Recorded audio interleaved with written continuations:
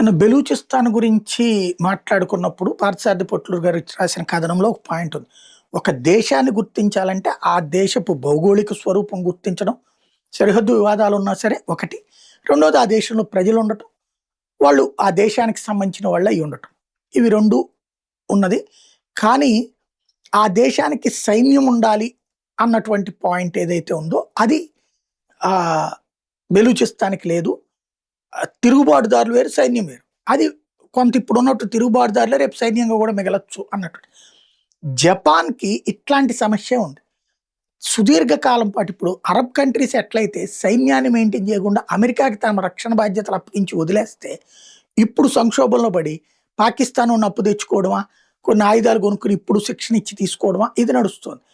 అట్లాగే జపాన్ కూడా ఇంతకాలం అమెరికాకి తన రక్షణ వదిలేసింది. ఇప్పుడు అది ఆయుధాలు సమకూర్చుకుంటుంది. ఎందుకంటే రేపు పొద్దున చైనా ఈ జపాన్‌లో ఉన్నటువంటి సుంకోసి దీవులు తనదేనంటుంది.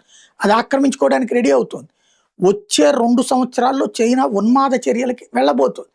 ఎందుకంటే 2029 నాటికి చైనాకి సంబంధించి మావో జెడాంగ్ పద్ధతిలో మావో జెడాంగ్ ఆలోచనలకు తగ్గట్టుగా చైనా ప్రపంచ అగ్రస్థానానికి చేరాలి.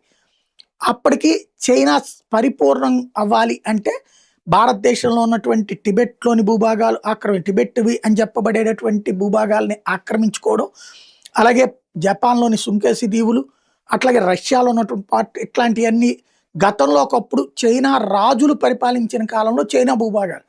అవన్నిటిని కూడా తిరిగి తీసుకోవాలన్నటువంటిది ఆయన ఆలోచన. అది అప్పుడు గాని అతనికి అధ్యక్ష బాధ్యత కంటిన్యూ కాదు. లేకపోతే అక్కడ తిరుగుబాటు వస్తుంది. దాన్ని దృష్టిలో పెట్టుకుని జపాన్ ఇప్పుడు సైన్యాన్ని తయారు చేసుకోవడం, ఆయుధాల కొనుగోళ్లు, రాడార్ సిస్టమ్స్ వీటన్నిటి సొంతగా సీరియస్‌గా కాన్సంట్రేట్ చేస్తుంది కొత్త ప్రధానమంత్రి వచ్చాక. ఇది ఒకంత భారత్‌కి కూడా అవకాశం. మన దగ్గర నుంచి పెద్ద ఎత్తున కొంటారు. మనకి ఆళ్ళకున్న మిత్రత్వం రీత్యా.